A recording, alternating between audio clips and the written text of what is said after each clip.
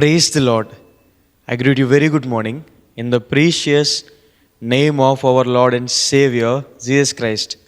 మన ప్రభువును రక్షకుడైన యేసుక్రీస్తు నామంలో మీ అందరికీ శుభాలు తెలియజేస్తున్నాను.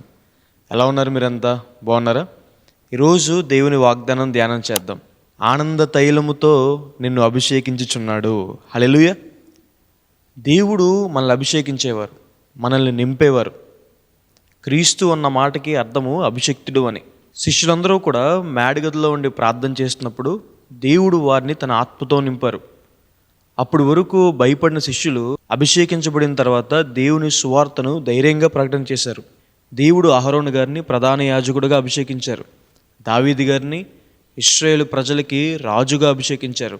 దేవుని అభిషేకం పొందుకున్న దావీదు గారు గొల్యాతుని జయించారు. మన జీవితంలో కూడా దేవుని అభిషేకము మనకి అనేకమైన వాటి మీద విజయం అనుగ్రహిస్తుంది. నువ్వు భక్తిహీనతను ద్వేషిస్తున్నావు కాబట్టి, భక్తిగా ఉంటున్నావు కాబట్టి, ప్రార్థన చేసుకుంటున్నావు, బైబిల్ చదువుతున్నావు, దేవుని మందిరానికి వస్తున్నావు కాబట్టి దేవుడు నిన్ను ఆనంద తైలముతో అభిషేకిస్తారని.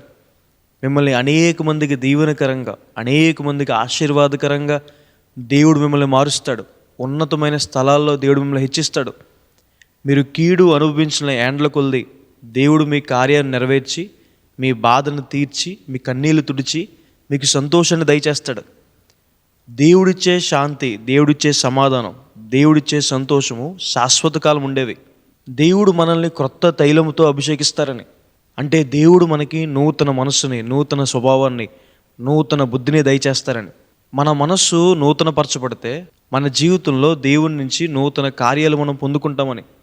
మునుపెన్నడూ చూడలేని అద్భుత కార్యాలు, ఆశ్చర్య కార్యాలు మన జీవితంలో మనం చూస్తాం. దేవుడు మనల్ని పరిశుద్ధ తైలంతో అభిషేకిస్తారు.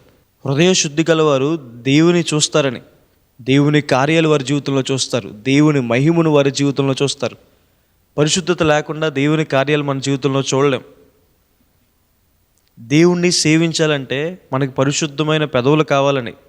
అందుకే యెషయా గారు దేవుని మందిరానికి వెళ్ళినప్పుడు దేవుని స్వరూపాన్ని చూడగానే తనకు అపవిత్రమైన పెదవులు ఉన్నాయని ఒప్పుకుంటాడు. దేవుడు యెషయా గారి పెదవుల్ని పవిత్రపరుస్తారు. దేవుని సేవించాలంటే మనకు పరిశుద్ధమైన మనస్సాక్షి కావాలి. క్రీస్తు ప్రభువారి దగ్గరికి వచ్చి ఎవరైతే తన పాపాలు ఒప్పుకుంటారో దేవుడు నమ్మదగినవాడు కాబట్టి ఆయన వారిని పరిశుద్ధపరుస్తాడని, పవిత్రంగా చేస్తాడు. దేవుని అభిషేకం మనకు నిరీక్షణ ఇస్తుంది. దేవుని అభిషేకం మనల్ని ప్రేమతో నింపుతుంది. ఇప్పుడు వరకు లోకాన్ని ప్రేమించామేమో, దేవుని కార్యాలని ప్రేమించే మనస్సును మనకు దయచేస్తుంది. కాబట్టి ఈ వాగ్దానం మీద విశ్వాసం ఉంచండి. దేవుడు మిమ్మల్ని అభిషేకిస్తాడు.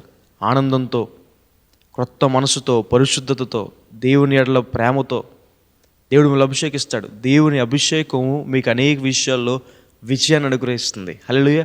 ప్రార్థన చేసుకుందాం. సర్వశక్తిమంతుడా, జీవంగల దేవేశ ప్రభువా, మీకు వేలాది వందనాలు వేసే ఈరోజు ఈ వాగ్దానం ద్వారా మాతో మాట్లాడినందుకు దేవా ప్రభువా మీకు వందనాలు. ప్రియులు ఎంతమంది అయితే ఈ వాగ్దానం వీక్షిస్తున్నారో వారి జీవితంలో మేలు చేయండి. మీ సహాయాన్ని, సహకారాన్ని అందించండి. వారి పక్షాన మీరు ఉండండి. వారికి తోడుగా మీరు ఉండండి. వారి జీవితంలో అద్భుత కార్యాలు చేయండి. వారిని అభిషేకించండి. ప్రతి శత్రువులపైన వారికి విజయాన్ని అనుగ్రహించండి. సంతోషంతో, ఆనందంతో వారిని నింపండి. పరిశుద్ధతతో నింపండి. క్రొత్త మనసుతో, క్రొత్త కార్యాలతో వారిని తృప్తిపరచండి. దీవెనలు కుమ్మరించమని యేసు నామమున వేడుకుంటున్నాను తండ్రి. ఆమేన్. God bless you.